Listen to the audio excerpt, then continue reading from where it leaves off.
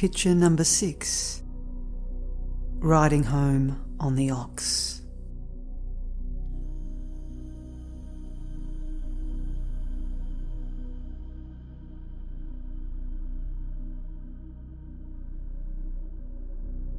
Shields and spears are gone. Winning and losing are nothing again. You sing woodsman's village songs and play children's country tunes. Stretched out on back of your ox, you gaze at the sky. We call you, but you won't turn around. Catch at you, but you won't be tied down.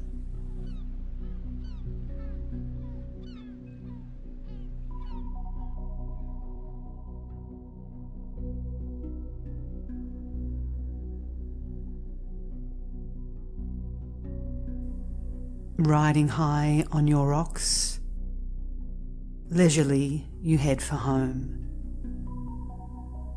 Trilling on a nomad's flute, you leave in the evening mist. In each beat and verse, your boundless feeling. To a close companion, what need to move your lips?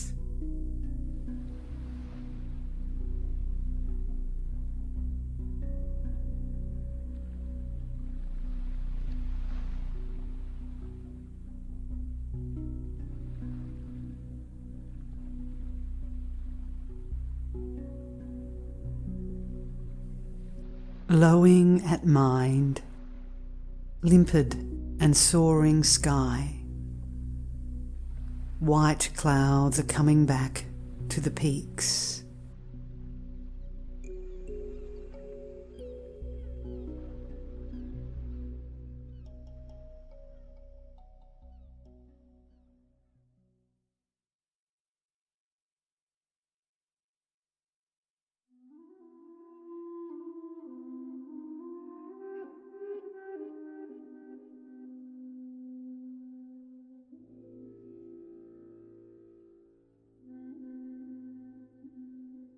Riding home on the ox.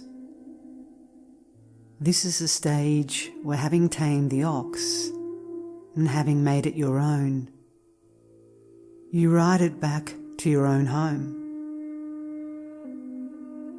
If you had gone into the mountains to tame the ox and then just stayed there riding your ox around, this would have been like the searcher who never came back and thus became the object of other searchers. Shakyamuni went into mountains to engage in practice, but if he had just left off there in the mountains, if he had left off at just being a Buddha,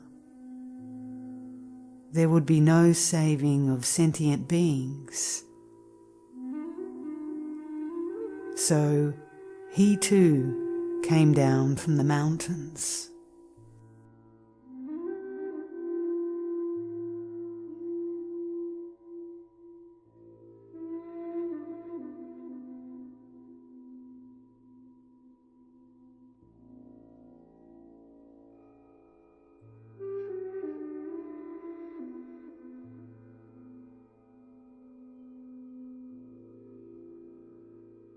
All acts are impermanent. All things move. There is nothing in this world that can be depended on. You say that you must engage in Zazen practice in order to liberate yourself from the round of birth and decay. But having liberated yourself from the round of birth and decay, you must once again return to the world of impermanence.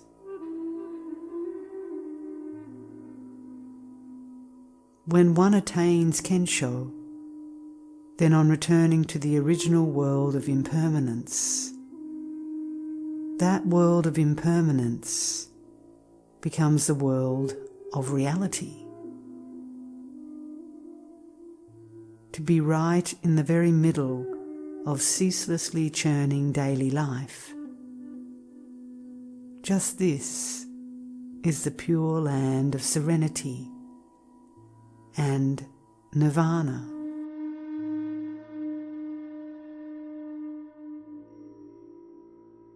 One who refuses to return is not genuine. In the everyday world of common sense, the flowers are red and the willows are green. But in Zazen, one destroys that world of common sense and enters a world where flowers are not red and willows are not green. But one must not stop at this point. Only when you have returned to the world where flowers are red and willows are green has one really attained truth. Smash right through heaven and earth to where the willows are green. Break right through the bottom to where the flowers are red. This is what it means to come riding home on the ox.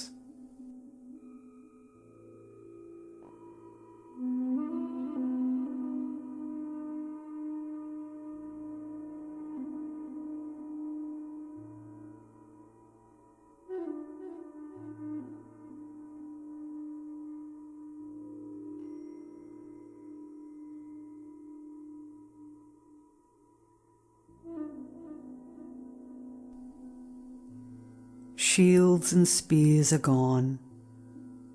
Winning and losing are nothing again. Shields and spears symbolize fighting and struggle. In the mind, a thought arises. You struggle over this, thinking to yourself, I mustn't let a thought arise. But inevitably, another thought arises. Again you think, this will not do. But nevertheless, again thoughts arise. This is the struggle that arises in the mind. Delusive passion grapples with the desire for enlightenment, giving rise to the struggle within the mind. This is mentioned in picture 1. Winning and losing consume you like flames. Right and wrong rise round you like blades.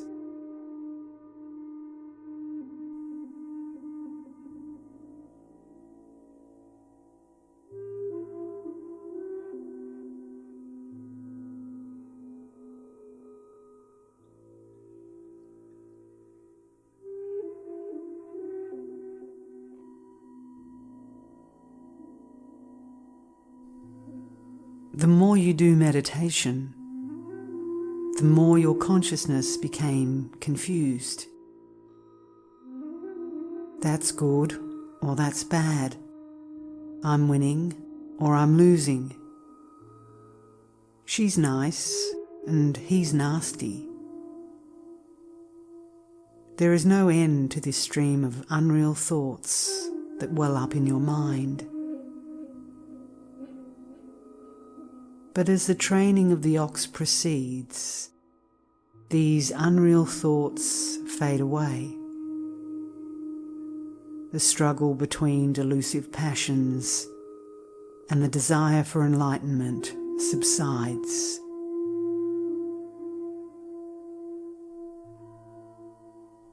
Both delusive passions and enlightenment fade away. Samsara and nirvana fade away. Person and ox fade away. Koans and zazen fade away.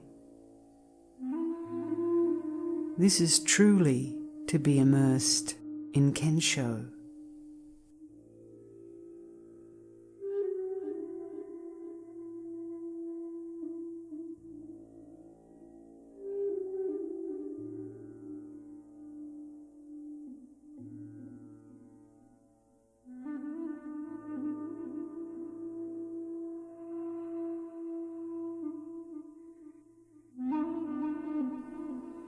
When the struggle in the mind has subsided, then the person of no mind rides the ox of no mind home. There is nothing to be bothered about, and nothing about which to feel constrained. Become like this, and everywhere is home.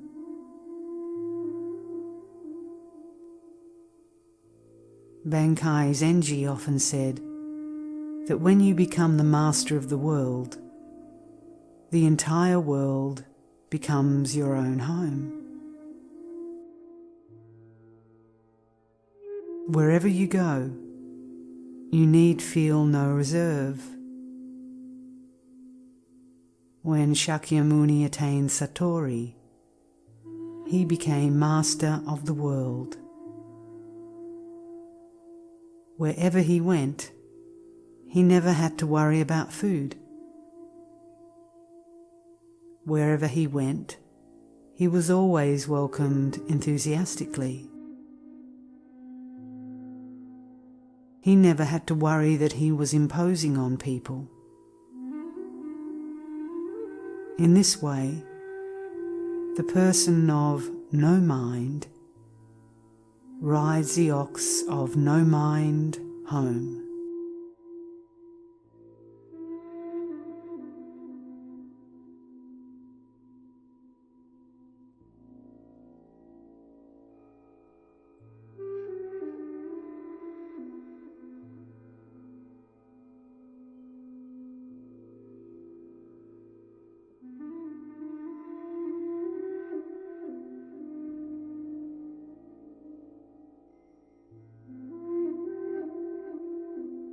You sing woodsmen's village songs and play children's country tunes.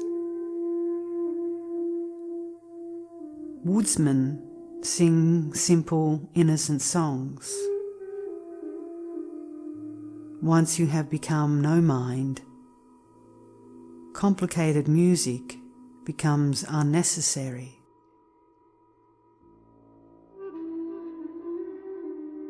The master of the world does not need to have anyone stand around and listen. You have fun by yourself. Having once become childlike in heart and mind, you are content to sing folk songs or children's songs, simple songs that require no technique or artifice.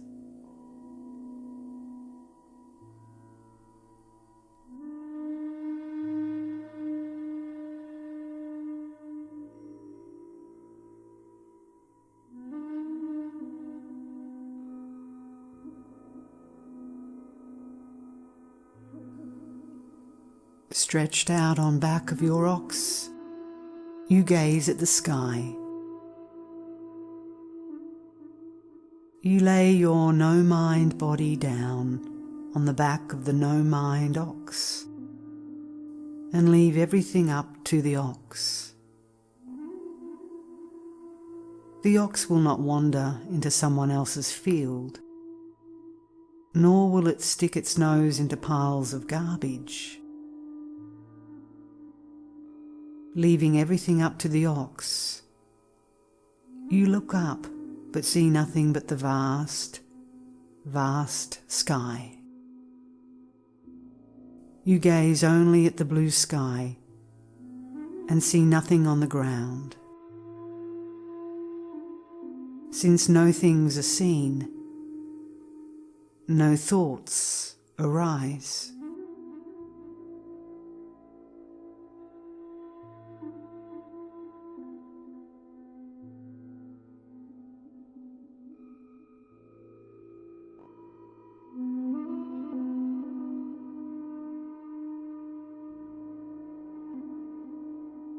This is truly a carefree scene.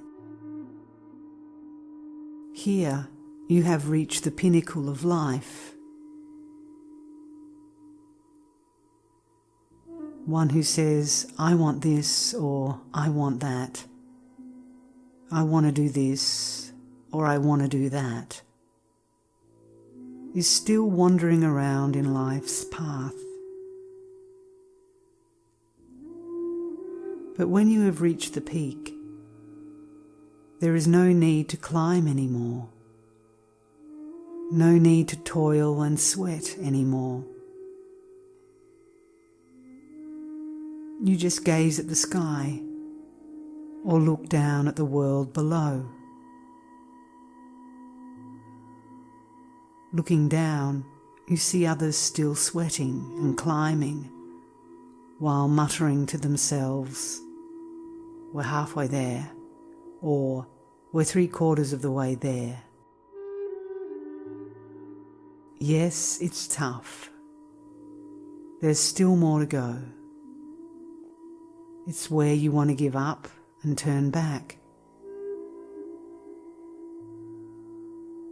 Those who are still thinking about making money, about making a name in society, are wandering around at the halfway point.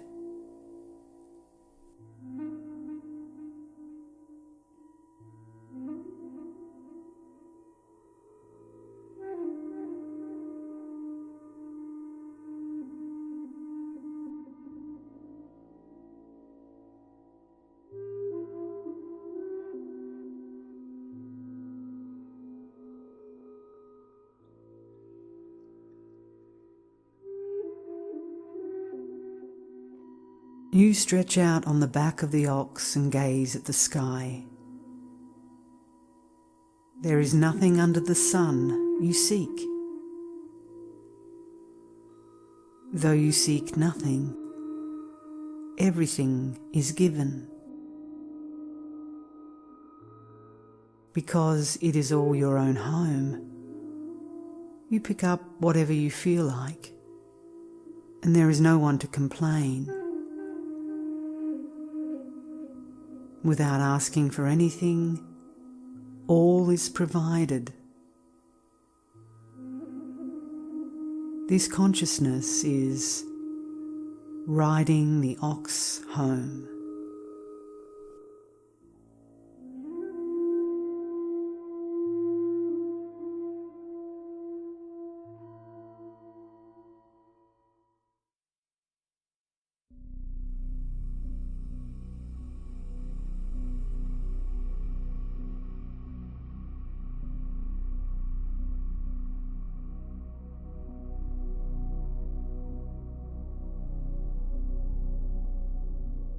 We call you, but you won't turn around. Catch at you, but you won't be tied down. At this stage, even if one were to call at you, you would not even glance back. Even if one tried to turn you from the world of discrimination, even if one attempted to pull you away from the world of delusive passion, you would not look back, answering only, is that so? You are not caught up by such things as absolute equality, non-discrimination, not one thing, and so on.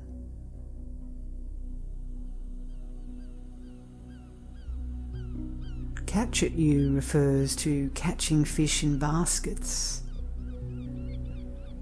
But even if one were to try to net you or scoop you up, you will not be kept.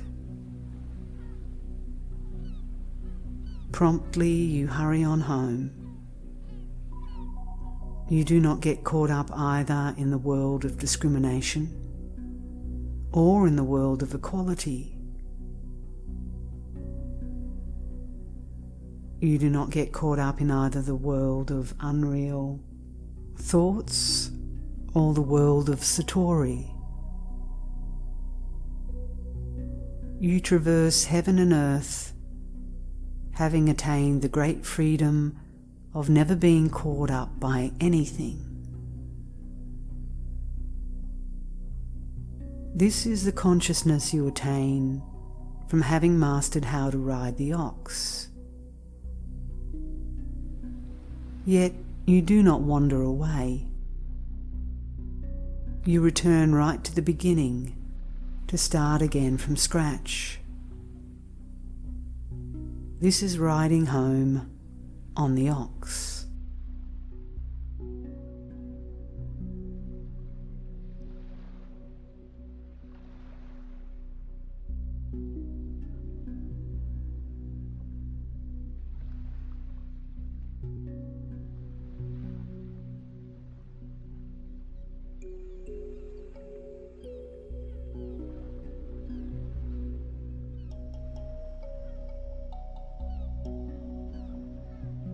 Riding high on your ox, leisurely you head for home.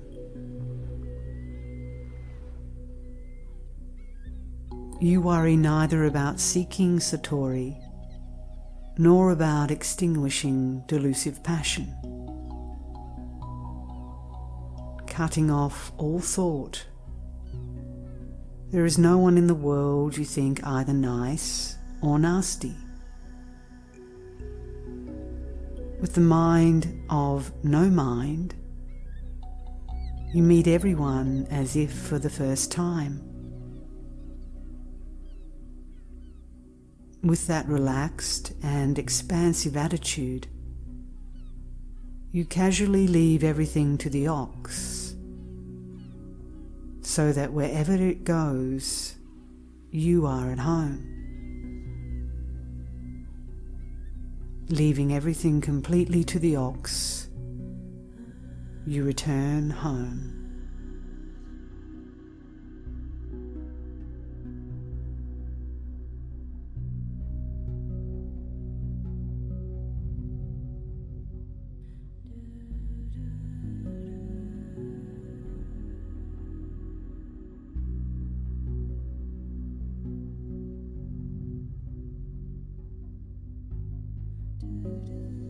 Trilling on a nomad's flute, you leave in the evening mist.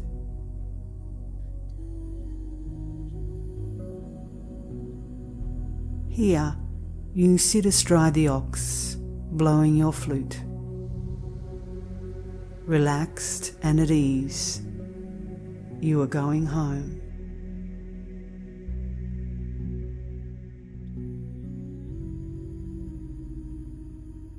The evening mist that is starting to close around the surrounding mountains beautifully catches the light of the setting sun. Who needs enlightenment or delusion, samsara or nirvana?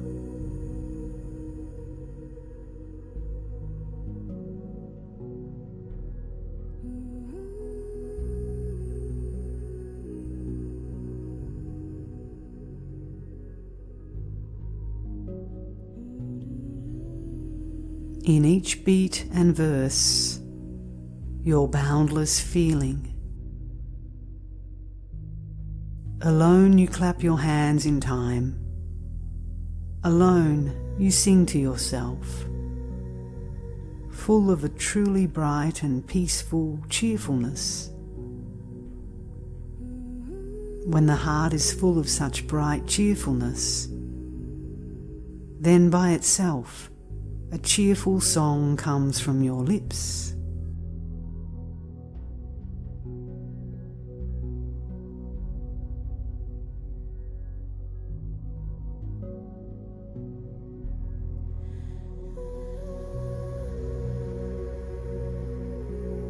To a close companion, what need to move your lips? A person who truly knows your heart and state of mind is called one who knows by sound.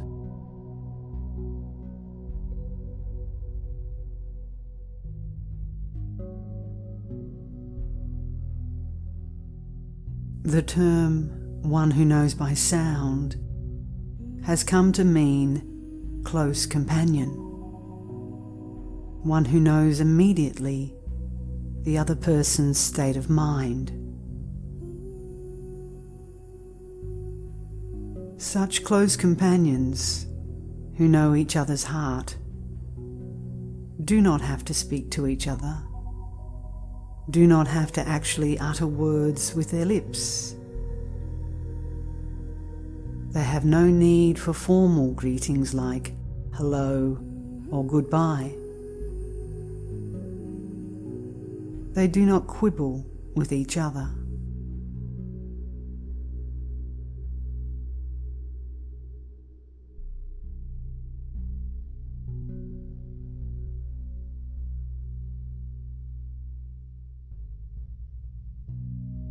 Close companions do not need to say anything to each other. Awakened companions do not need to explain. From just one look at the other's face, they will know.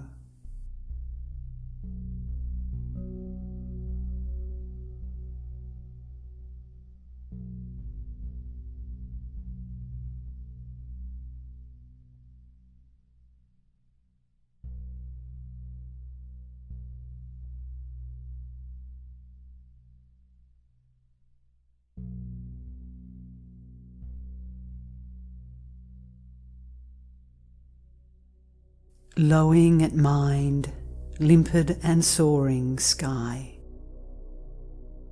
White clouds are coming back to the peaks. When the ox has no mind, then the self who rides it too has no mind. When the blue sky is no mind, then the clouds too are no mind, and all who see or hear are also no mind.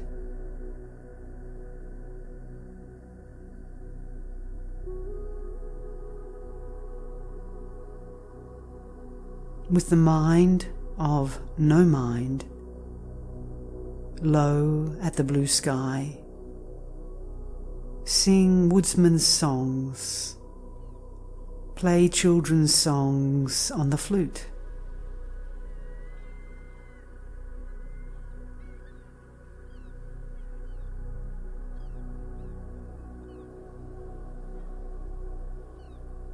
Then floating along like the fleecy clouds on the mountain peaks, without attachments or hindrances, come home.